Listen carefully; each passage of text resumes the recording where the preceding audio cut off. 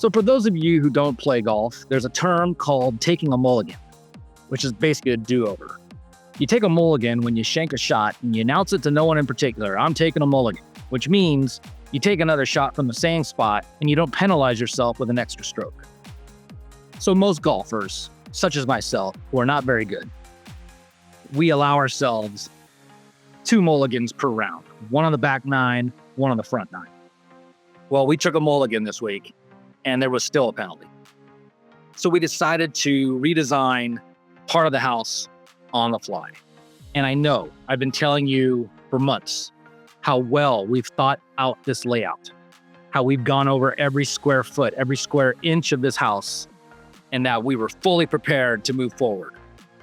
Well, we did think about it fully, but there was one blind spot that we missed, and we kind of had to pivot hard.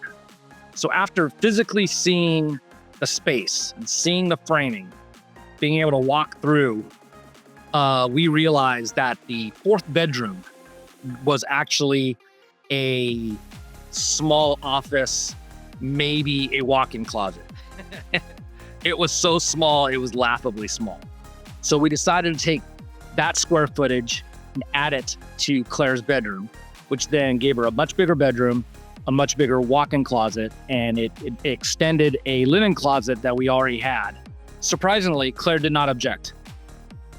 So what we really did was, we've gone back now to virtually the exact same layout that we had pre-fire. By adding the extra bedroom, we were adding a longer hallway. So now that hallway's gone. So really, we're back to what we had before. And now that I see it, I'm loving this much more. Oh, and also we modified Cooper's bedroom. He had the original layout had 2 doors going into his bedroom, which is a little weird. And there was one going through one hallway and then one through another a back hallway. And what I believe is the back hallway was actually the back of the house. And that doorway went into the courtyard 100 years ago. So by closing that off, we've actually added about 10 square feet to his room, because you don't need a door that's taken up a lot of space, which then gives him room to put his desk, which he didn't have before. And it just tightens up that whole room, and we're feeling much better about that too. So luckily, we caught all of this in time. I mean, we had to move framing, we had to move some of the rough electrical, but physically, we could do it. Now, just because we could do it doesn't mean it was cheap. I mean, it was let's say, the cost of a 2016 BMW 5 Series with low mileage. Not prohibitively expensive, but not exactly money I want to spend right now. Otherwise known as a change order. Pro tip. Change orders are bad. So that happened. I'm glad we caught it. I'm glad that we're not having regrets. We won't have regrets in 10 to 20 years. But I mean, I'm sad that we didn't catch it earlier, but it is what it is. We knew this was going to happen. So that was our mulligan for the front 9. The mulligan on the back 9 hopefully won't cost more than a 2002 Toyota Corolla with 200,000 miles. And so during the walkthrough, where we realized that we were going to contract the 4th bedroom, we also caught some other things. So not only did we have that walkthrough, then we had another walkthrough, which was 4 hours long. But we nailed everything. Wall switch locations, outlet locations, lighting locations, the garage location, confirmation of where the appliances are going in the kitchen, the doorways with arches and what that's going to look like, the interior fire sprinkler locations, water line placements in the bathrooms. That was a long day, but we know what we're getting now and we are happy with it. So also during the walkthrough, I noticed that the fireplace was just a basic box rectangle frame. And we were planning on doing a sort of a custom fireplace, basically what we had before. So I stopped them and decided to do a 3D rendering, a 3D model of the fireplace, so that the builders would know exactly what we were wanting. So I had to reconstruct it using photos and my memory, but I think it's pretty darn close. It's a foot taller than before, but it doesn't mess with the proportion of the shape. At least I don't think. In fact, it's probably a little bit bigger. I then built it out flat with measurements. You would think that this would have been the first thing that I would have done, but my brain doesn't work that way. Okay. Where the video just left off, that was a week ago. I had already posted it, and then I deleted it because things had changed in the span of about 12 hours. But we're not that much farther ahead a week later. So our power company is SoCal Edison, the infamous SoCal Edison. And they require our builder to finish the framing, finish the rough electrical. He has to basically get to a point where he can't do anything more. And then they send out a tech. The tech is then supposed to show our builder where the electrical box is going to be. Well, you can't make an appointment ahead of time. You have to wait until everything is done, up to a point. So that's what our builder does, goes down to make the appointment, and they tell him, okay, we'll be out there in the next 45 days. But they can't tell us if it's going to be 0 days, 3 days, or 45 days. That's a month and a half, or we would just be shut down. Now, it ends up being, it was only about 10 days. I say only. And in the meantime, I'm not sure if you can see behind me, right there, our builder decided to get to work on the garage. I don't think he was planning on doing it just yet, but to try to make up some time. It wasn't going to take him 45 days to build the garage, but he was trying to save time where he could. But basically, we were on hold waiting for them. So 10 days pass, and voila, we get our placement of where the electrical box is going to go. So technically, our builder can start bringing all the wiring in the house to that one spot. Great. Then they put it in a weird spot. We're in a super visible area on the side of our house that is visible from the street. This is aesthetically, it is not pleasing. Whereas they could have put it on the other side of the house and no one would see it. And there isn't any existing infrastructure here. So I can understand if they were going to run they're having to work with existing wiring, existing poles, then it kind of makes sense. But there's nothing here. And the stuff that is here is considered temporary. So I don't know what is going on. They're going to make us wait another week for them to basically take our request under advisement to have the box moved. So that's where we're at right now. So that 10-day span that we were basically shut down waiting for them to get back to us. It was on a Thursday night. And our builder, Bob, says to us, I've sent a couple emails to SoCal Edison and they're not getting back to me. I don't know what to do. We're basically stuck.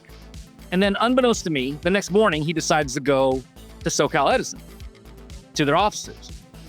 And they tell him that morning, I'm sorry, we don't have any information for you. You're just going to have to be patient. So Brian left. Later that afternoon, I get an email saying, everything's been approved. You've been approved. Congratulations. And now you know where your power is going to be. So what happened in that 8-hour span? Where they went from, we don't know what's going on, we can't give you any information, to congratulations, you've been approved. I have a theory. I am not one who believes in theories of conspiracy. So this is the deal. And I'm gonna keep the names of the innocent under wraps. Let's just say a friend of Chris's has another friend who works for SoCal Edison, who basically offered to try to run this through quicker than 45 days. So we were like, oh, thank you for doing that. 10 days later, we hadn't really heard anything back.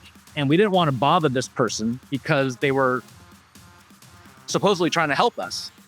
So we didn't want to put any pressure on them. Well, but nothing was happening, basically. So I have a friend who has a relative who works for a local news agency in Los Angeles. And I texted him that Thursday night, and I said, do you think they would be interested in this story? Text me back. I think they're interested. They're going to contact you. And I'm like, wow, that was fast. So that was Thursday night. So at Friday morning, I was like, I just posted that video. I'm going to pull the video, and I don't feel comfortable getting the media involved, if that's what you want to call that. I just didn't want us to like burn our bridges later on, because we're going to have to deal with SoCal Edison later. But in the meantime, unbeknownst to me, Chris had talked to her friend and said, you know what? Kevin's going to the media. Kevin has a friend at XYZ News. So it's possible that this friend contacted their friend and said, hey, I think they're going to the media. Because what else would explain being told that there was nothing happening, and then later that afternoon, everything happens? I'm asking. So do I believe that happened? I'd like to believe it. I don't really know, but something happened. And it's either that or it's just incompetency, right? I mean, we're right back to where we were with LA County, it feels like. Like nobody knows what's going on. It's this constant stop-start. We don't know what's going on. Oh, now we know what's going on in the span of hours. And it's frustrating. It really is. So where does that leave us?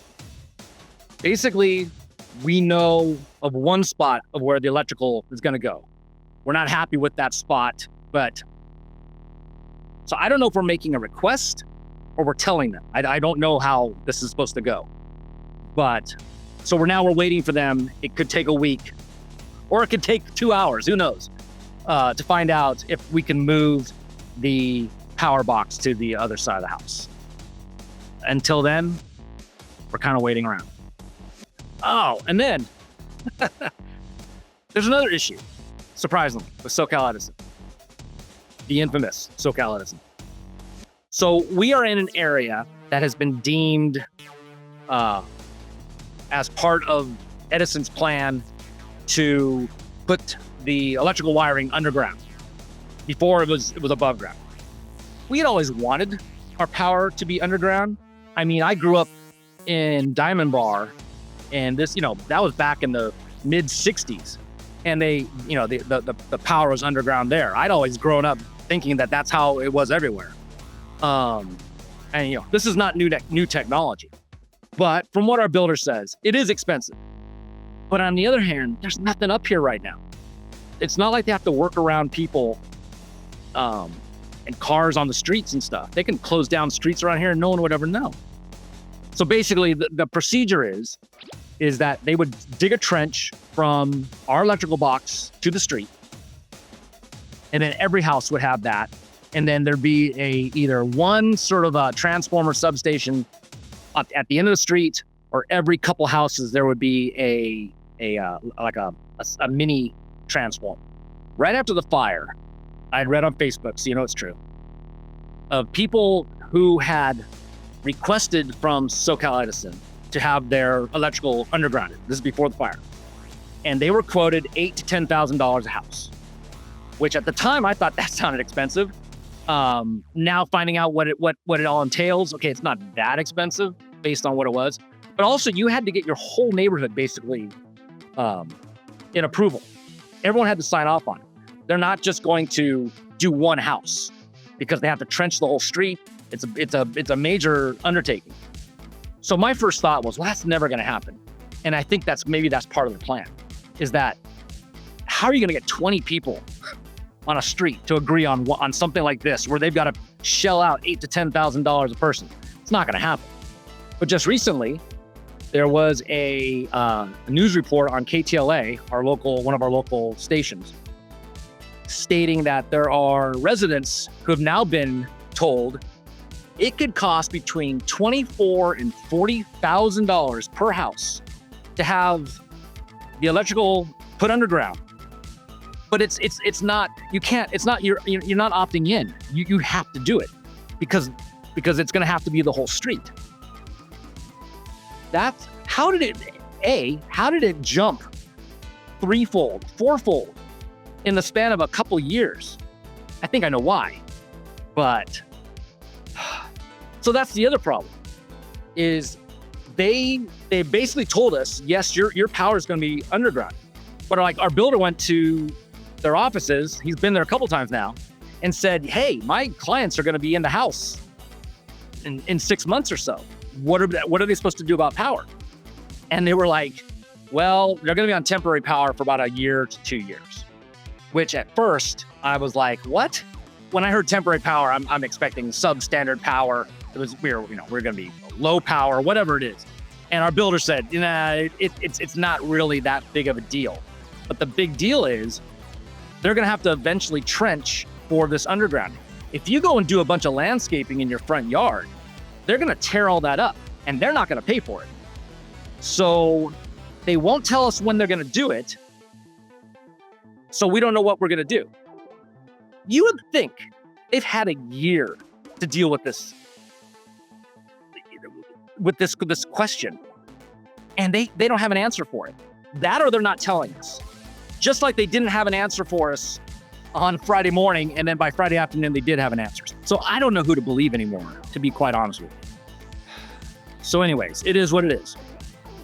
At this point, it's sort of like you just pick your battle. You fight the battle that's in front of you, and you don't worry about the battles that are coming. You can't even think about it because you don't even know if the battle is going to happen or not. It's so crazy.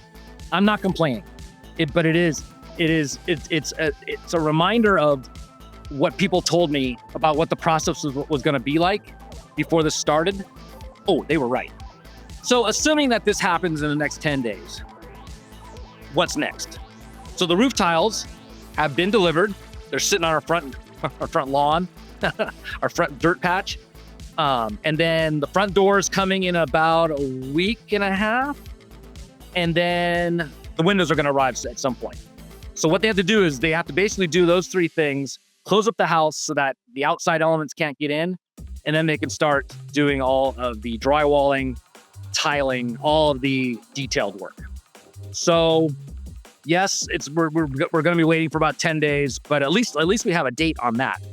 So that's good news. Good news. And on top of that, I'm now entering the my busy time with the Dodgers. It's almost spring training. If things are ramping up, I'm not going to have a whole lot of time to do vlogging. So if the next episode is a month or two from now, you know where I'm at. I'm at Dodger Stadium, feverishly working in the middle of the night with just me and security guards. So I think I'll be able to do a couple maybe quick updates as we go along. Hopefully maybe I can do a quick update to this so that we know when we're going to start working. But there's that.